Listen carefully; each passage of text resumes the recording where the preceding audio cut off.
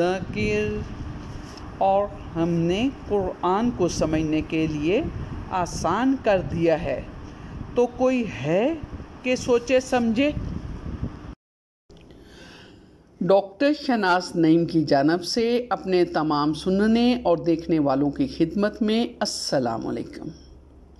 हम आज ऐसे अल्फाज जो कि अरबी और उर्दू ज़बान में तकरीबन एक जैसे होते हैं और बार बार दोहराए जाते हैं, उसका मतलब समझने की कोशिश जारी रखेंगे। आइए अपना नया सबक शुरू करते हैं।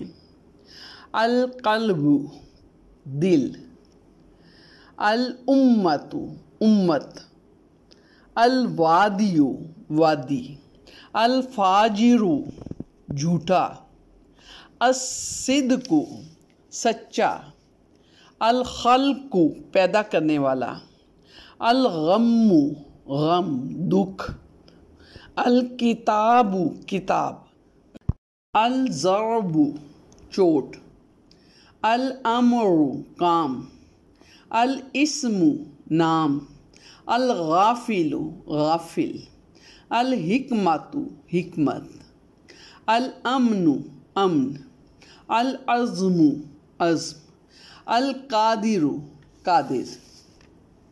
आज आप कमेंट में ज़रूर लिखें कि वो कौन से ऐसे नए अल्फाज हैं जिनको आपने आज सीखा और उसका इल्म आपको पहले ना था। डॉक्टर शहनाज नईम को अगले सबक तक इजाज़त दीजिए। अल्लाह हाफिज़।